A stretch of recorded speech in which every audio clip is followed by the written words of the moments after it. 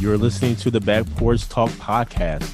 Danny and Jason had many discussions and debates on the back porch while making pivotal investment moves with assets. That's right, with trading cards. They welcome you to the back porch and right into those discussions about current sports news with a fresh and unique twist. So come on and join us.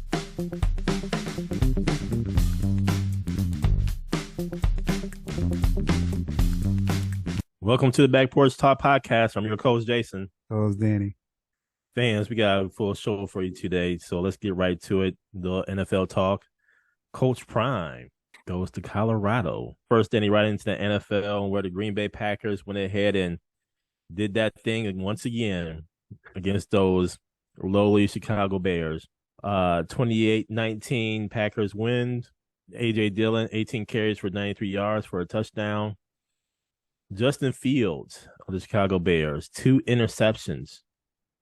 20 for 25, though, very efficient for 254 yards. Aaron Rodgers, 18 for 31, 182 yards.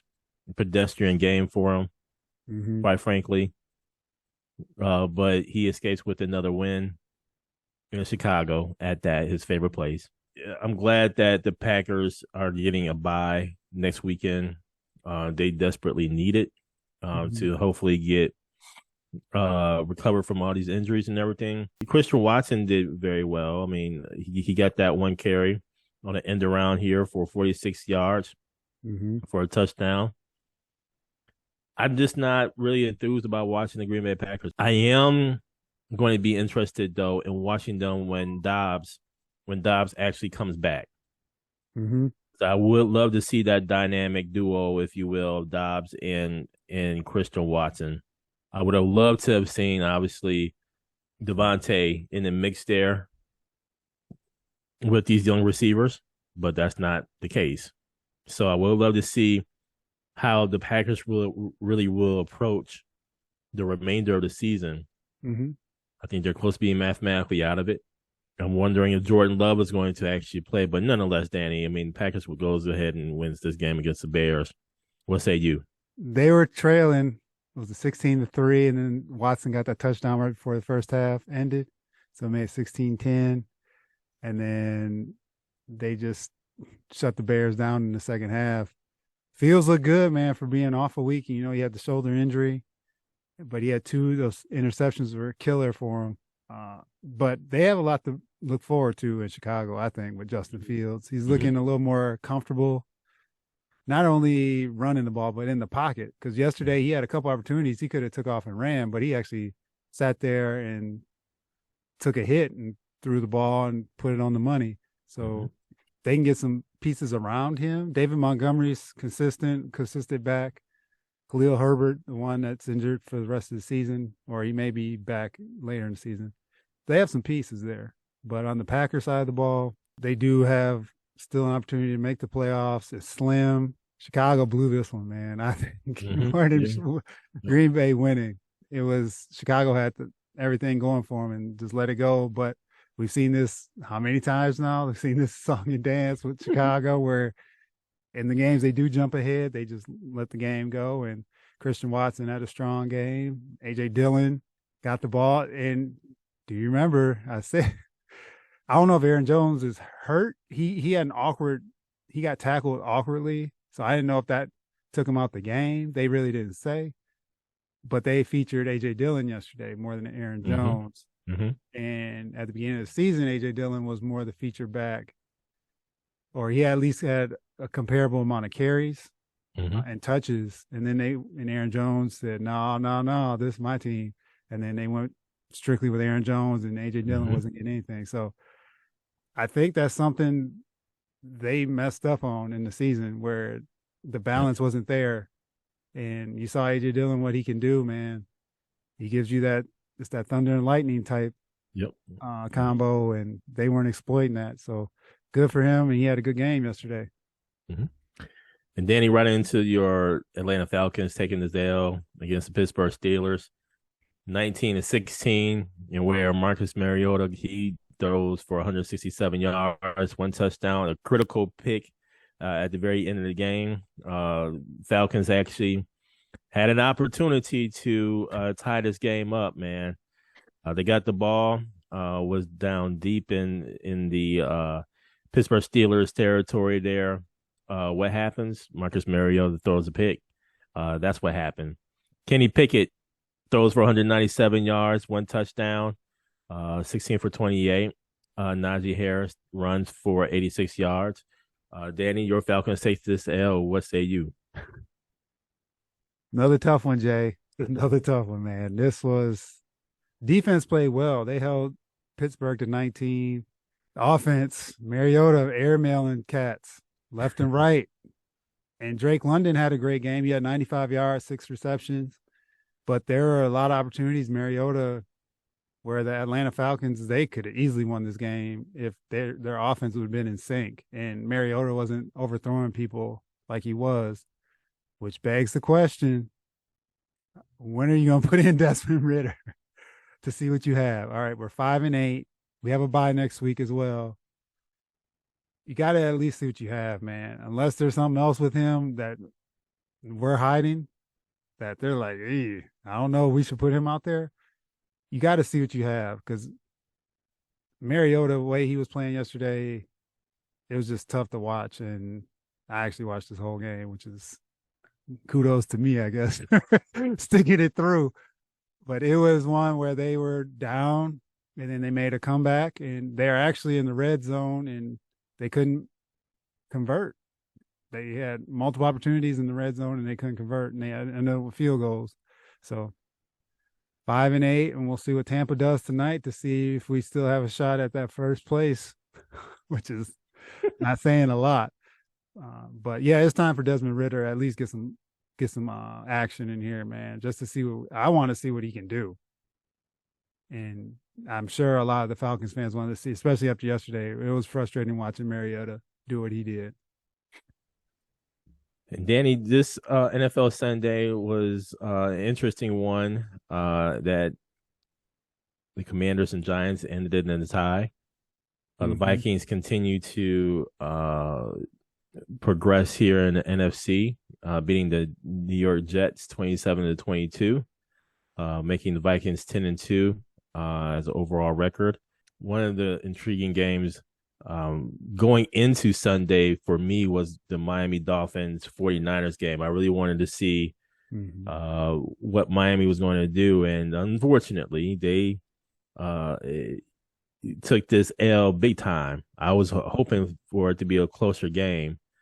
Unfortunately for the 49ers, Garoppolo breaks his foot and he's out the rest of the season, dashing possibly the hopes of the 49ers going to the NFC title game and possibly even the Super Bowl. That's a huge injury for the 49ers, man. And so I think this kind of tilts the NFC in a different direction here, Danny. Minnesota still in the mix there. Obviously, the Philadelphia Eagles, they're still in the mix here. I mean, they rolled against the Tennessee Titans 35-10, man. Yes, they did. And Jalen Hurts, 380 yards, 3 touchdowns.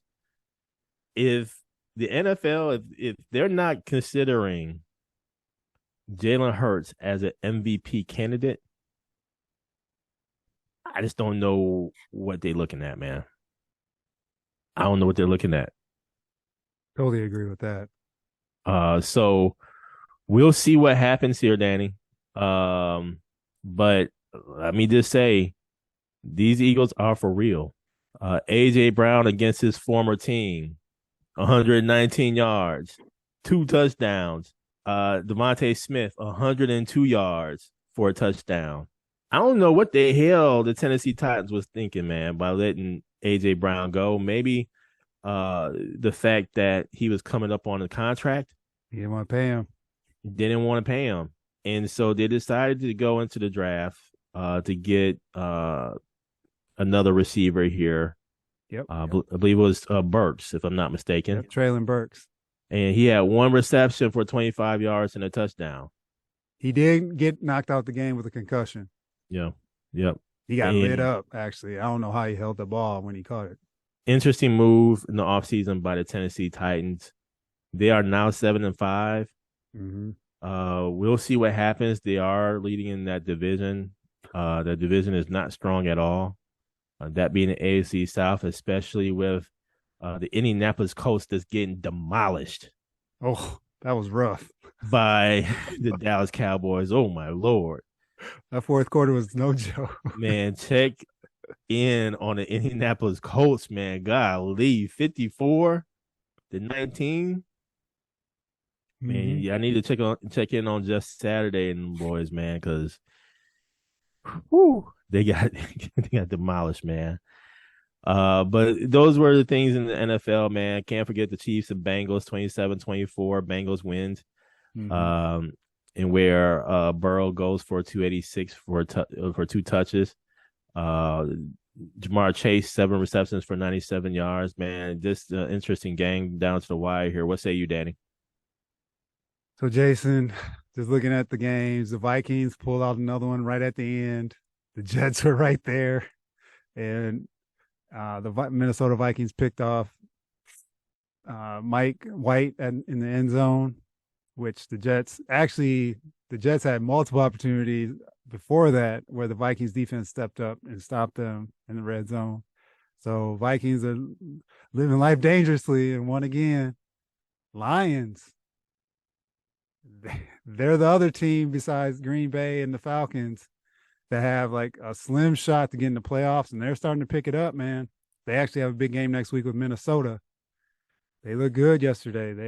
They did play Jacksonville, but Mm-hmm. hey, a win is a win, Yep. especially at this time. And the way they started the season and a lot of those losses now coming back to bite them because they could be in better position. With the 49ers, there's rumor that Baker Mayfield may be the one to Oh, because he just got cut by Carolina. by Carolina. Yep. So keep an eye on that. Geno, Geno Smith, Seahawks pulled that game out against the Rams. I was back and forth. DK Metcalf had a great game. Geno had a great game. He had over 300 yards, 3 touchdowns. So the Seahawks keep a nice stranglehold on that wild card spot. Yeah, that Cowboys fourth quarter against the Colts. Cowboys put up 33 in the fourth quarter last night. I swear every time the Colts touched the ball last night watching the game, it was a turnover in the fourth quarter. Matt Ryan interception, Matt Ryan fumble, Mo Alley Cox fumble. It was just comedy of errors, and the Cowboys capitalized big time. So great win by the Cowboys. And now, Danny, on to news about Coach Prime taking the head coaching position for the football team at the University of Colorado or Colorado University. And this has been a move that has been rumored for quite some time. And now it is official. Mm-hmm. And right now, I think there has been a wide range of opinions and discussions about this move, one in the HBCU world and even outside of the HBCU world. As an HBCU alum, this is controversial, man. This is a controversial move, man. Mm-hmm. In the HBCU world, and I think it's more so for the culture. When Coach Prime came into Jackson State and indicated that I believe statement here, he preached about student athletes coming to an HBCU and ultimately thriving at an HBCU and ultimately getting to the NFL Mm-hmm. through HBCUs. And the thought by many was that he was going to possibly stick it out for at least his contract, Mm-hmm. or at least until his son's actually graduated. And then there were some who thought maybe he would stay for an extended period of time. Danny, I think one of the things that and reasons why there's some heartache here is because of the expectations that some had on Coach Prime. Mm-hmm. And in terms of how long he would stay. Not only that, but fulfilling, in a sense, some would say, a promise that he has made in terms of bringing in top talent, recruiting top talent, proving that HBCUs can the football programs can create NFL quality athletes. I think what we need to do as a HBCU community is take the lessons that Coach Prime have actually provided in his stint in the HBCU world. He was here for 3 seasons, 2 fall seasons, and then 1 spring season. Mm-hmm. I think he had a 4-year contract. So then one of the things that Coach Prime, one of the lessons that he provided was about the unfavorable classic contracts. One of those things is when you have these classics, Danny, there's a lot of money that's being funneled into these cities, and these schools are getting a drop in the bucket. The other thing, too, he mentioned was possibly having a coalition within the SWAC conference to review these contracts. Not only these contracts, but those contracts that are actually done in these quote unquote money games. Mm-hmm. He provided an example where my alma mater, Florida A&M, played in North Carolina. We received obviously a nice sum of money there, but he compared that to what other schools were getting in terms of even over $1 million. Why are we being given less money, if you will, for that? And that's something that we need to figure out when we start really negotiating these games. That kind of goes into the athletic directors negotiating, etc. So those are some of the things he mentioned. He mentioned the facilities time and time again, ticket sales, how instead of tailgating outside of the stadium, once you come inside the stadium, enjoy the game, and oh, by the way, provide some additional funds to the program by purchasing a ticket.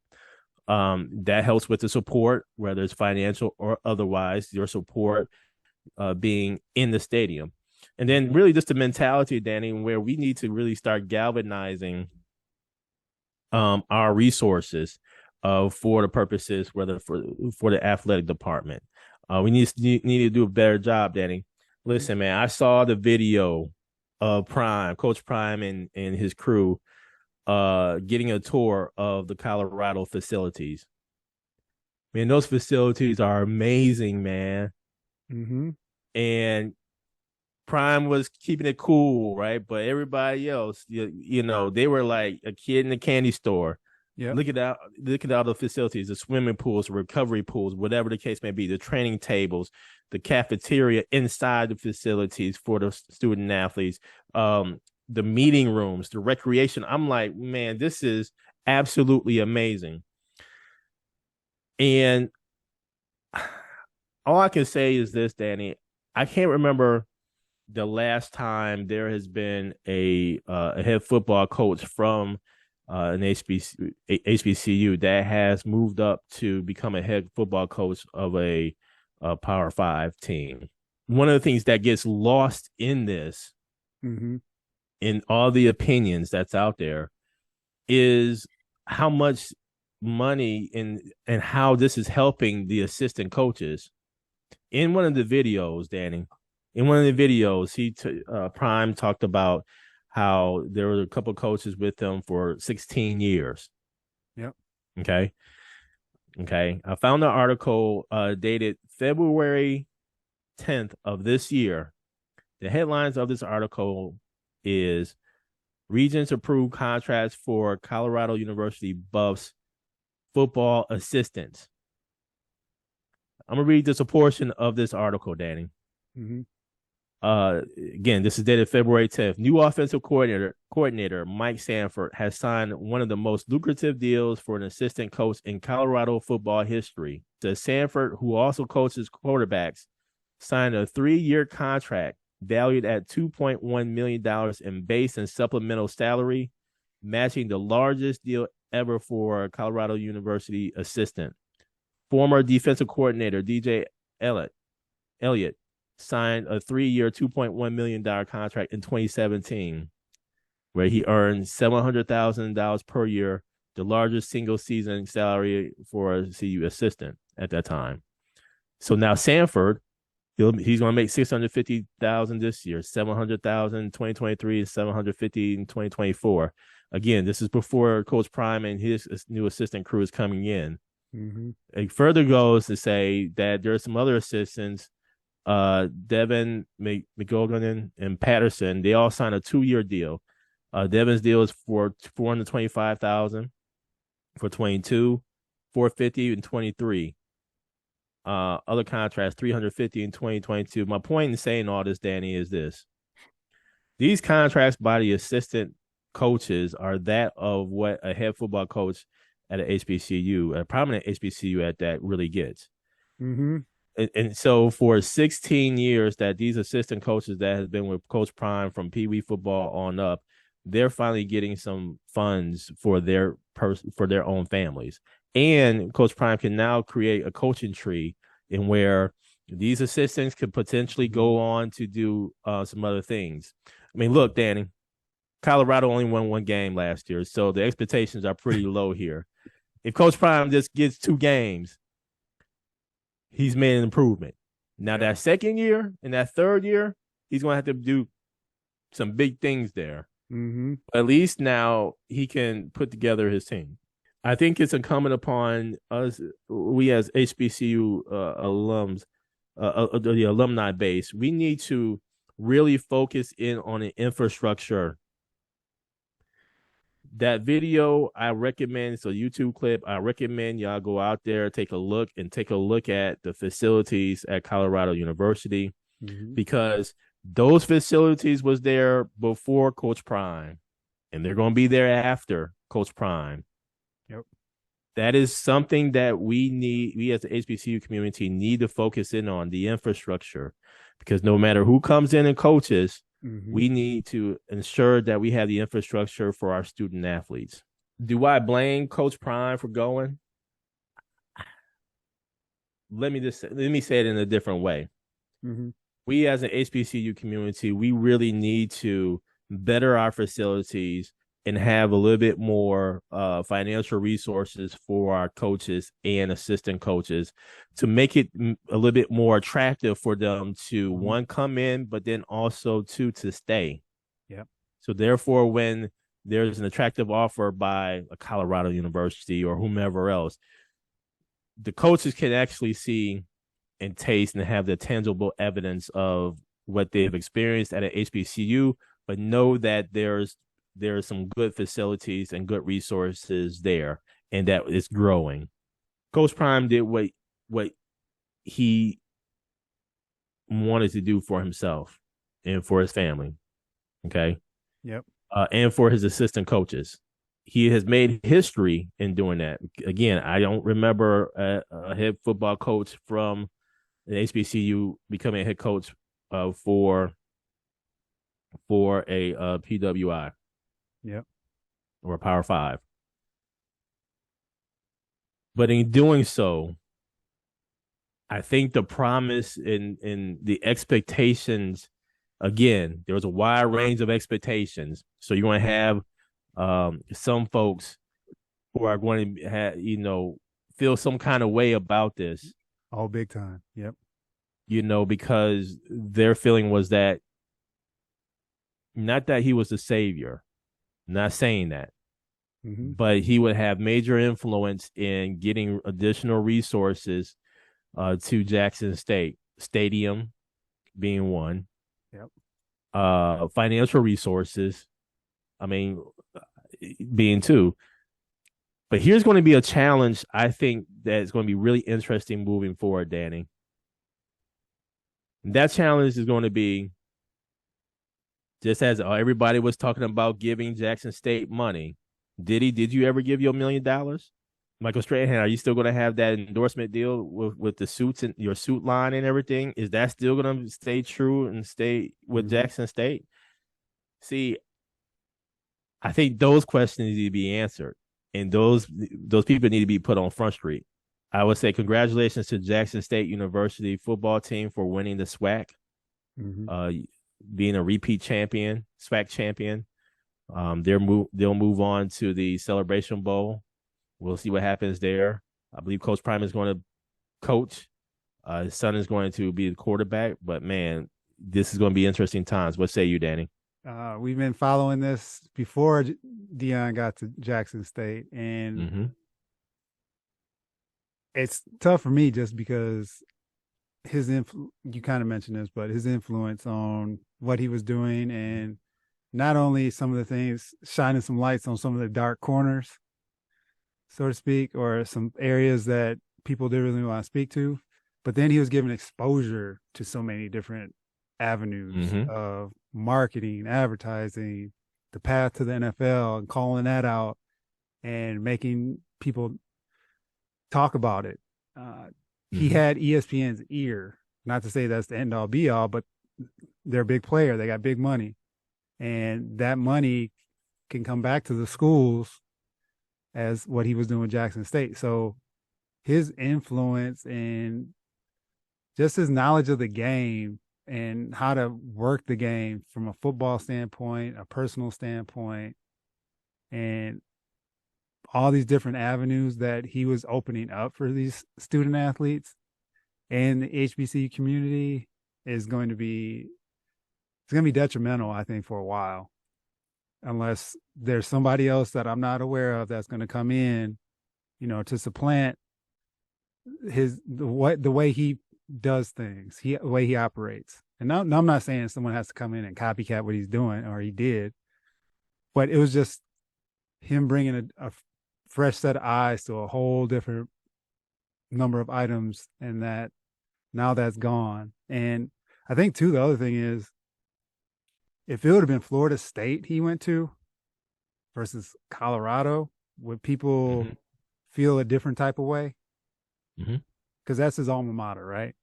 Mm-hmm. Colorado's just kind of odd, truth be told. It's just like, but if it was Florida State, I think, I don't want to speak for people, but I think from my standpoint, all right, I get it, right? You get to go back, you get to go where you started your roots at, and take that program where you want to go.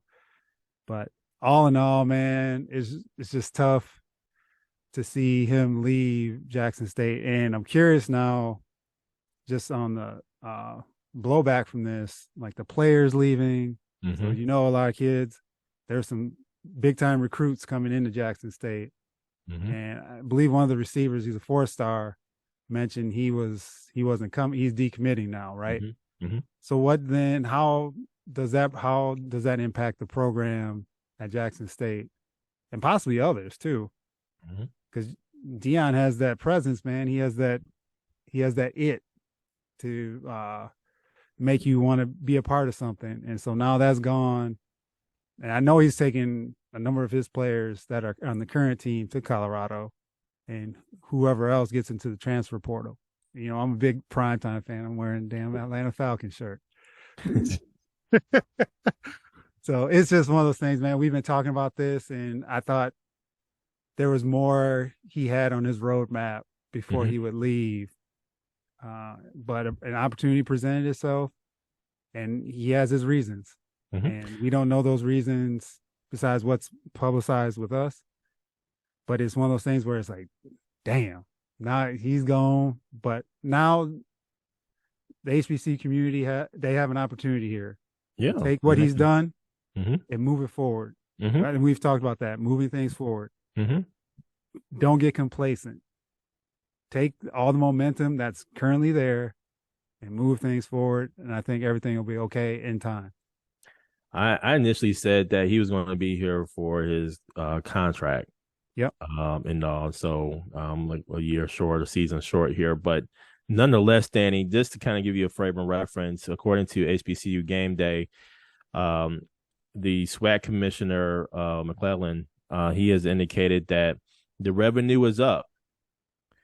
SWAC has distributed more than $9 million to its 12 members, not including Jackson State, keeping profits from the SWAC championship game. So they're going to eventually get their money, but $9 million. There's projections that eventually the SWAC will overtake some of the other leagues here from a financial standpoint. That's all well and good, but we got to look at the facilities of all the member organizations or member schools. Mm-hmm. We need infrastructure for our student athletes. Mm-hmm. And so that's the major thing. And that's another dynamic that needs to be researched, Danny, because from state to state, it can be completely different. Like for the state of Florida, can't use funds for facilities like that. That's a whole nother dynamic versus that of some other states who can actually use funds for states, so or for facilities. So for those type of facilities from an athletic. Congratulations to Coach Prime, but man, it would have been great for him to stick it out his contract based upon my expectations. Mm-hmm. Okay. Yeah, on one side, you see the progression, quote unquote, the progression of someone who is doing well in their craft. Mm-hmm. So on one side, you can be celebrated from that standpoint, but on the other side, based upon expectations, it would have been good for him to stay the HBCU community, etc. Mm-hmm. I've heard people outside of the HBCU world who said they turned on Jackson State games who never turned it on before. So brought eyeballs, if you will, to the TV screen. So we'll see what happens. Thank you for joining us at Back Porch Talk Podcast. You can also join us on Twitter by tweeting us at @back_podcast. For more information, you can go to our website, which is backporchtalkpodcast.com. You can also email us at backporchtalkpodcast@gmail.com. Again, thank you for joining us, and remember that there's enough hate in the world, so go ahead and spread a little love.